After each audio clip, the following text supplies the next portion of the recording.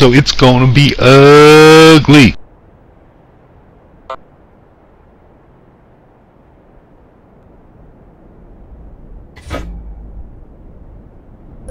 That's all? Oh, yeah, that's just the last jump. What I'm going to have to do is I'm going to have to get the tracks in the engine, the radio. Maybe. I could survive without the radio because this radio does 440. But I got to get that turret, and then the 122, and then the 122.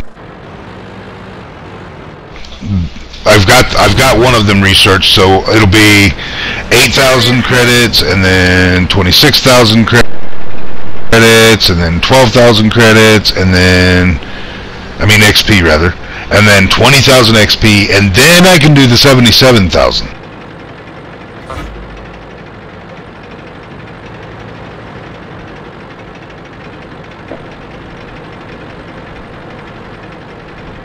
I'm hoping that they delay the that patch, because if I have the IS-3, right? IS-3 research?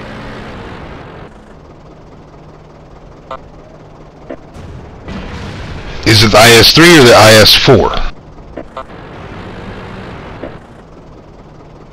Yeah, I'll never make that. Unless I get a whole bunch of free experience points racked up, I'll never get that. But I can try.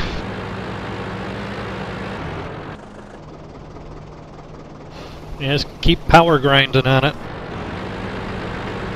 Well, the problem is, I've got other things to do, and if I do go out of town this coming weekend, that's going to be 2 weeks at the minimum, because I'm scheduled to be gone 2 weeks. We're talking about 2 weeks at the minimum that I'm not going to be able to play at all. Ouch. Yeah, I know. That's why if we had actually succeeded in landing yesterday, I was going to abdicate the position that I hold in the clan to someone else for a while until I get back and get stabilized again. You know what I mean? Yeah. Where do you got to head out to? I'm going to a not so nice place. Are you still active? No, I am a consultant for an international security company. Ah, so you're probably going Middle East. Put it like this, it's somewhere that's bad enough I have to go through the State Department to go. Yeah, I completely understand. I would talk about it, but I have a non-disclosure agreement, and when I give my word and I give an agreement to something, that's something that I hold very, very close to me. You can talk to Baldrick about it. He'll explain. My word is everything. That's the way I was raised in the military. My word is absolutely everything to me. Oh, no need to explain. Military background here, too. I know how it goes. I love my job. Hate the headaches. The ex-Delta that worked for us. There again, unless they were dishonorably discharged, kicked out, they're not ex. That's why I keep saying that. Sorry. Yes, former Delta and former. And they tell you that they were Delta? Not necessarily. We had one guy. We bought a company that was formed by ex-Deltas. You do realize that there's no actual unit called Delta Force? Correct. Yes. It was a Delta Battalion. I think it was Special Operations Force or something. Not even that. The actual unit that they belong to and are assigned to has nothing in its name that would imply Special Operations, Special Forces, none of that. Yeah, what the heck do they fall under now? SOCOM or something like that? But again, yeah, they don't technically exist. Actually, it's JSOCOM now. Joint.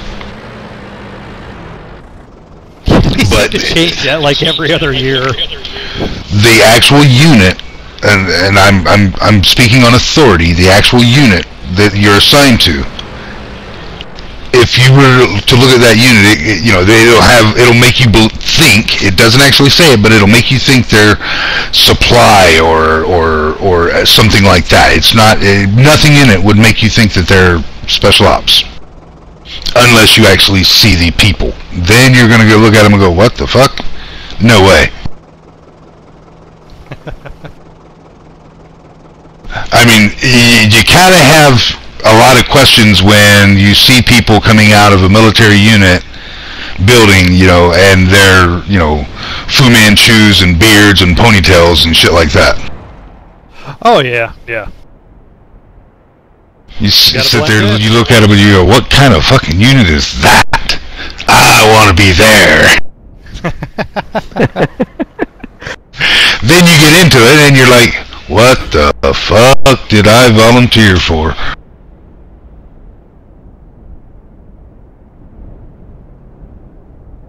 But it's fun.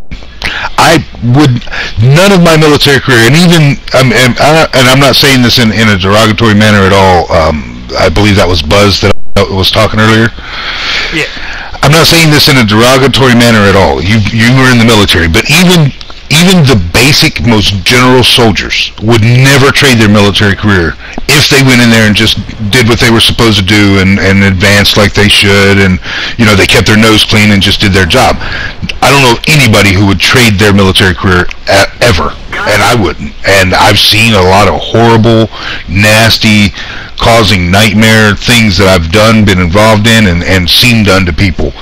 I still would not trade a single minute of it for anything, because I know no matter what, no matter where I am in this world, no matter what the fuck's going on, when the shit hits the fan, I will come out on top. Oh yeah, I agree with that. I mean, there's no way I would trade my career up for anything, except I ended up having to get out after 11 years. Would you hurt? What's that?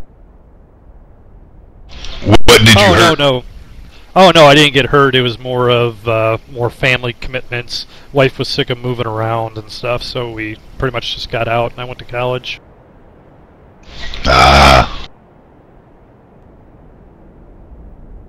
See, I told my ex-wife, the mother of my children, that if and when we ever got pregnant, that I would give it up and I would go back to being a regular soldier. And she got pregnant, and I drew up the paperwork, and I signed it, and I took her with me, and I went into my command, and I handed him the paperwork and said, I want to resign back to being a regular soldier. He looked down at the paperwork, he looked up at me, and he just laughed. And she's looking at him going, what's so funny? He goes, no, there's no going back to being a regular soldier. You have one of two options. Stay where you're at, or get out. And I'm sorry, getting out was not an option for me. Yeah. I wish I'd never gotten out, but just wife couldn't handle it.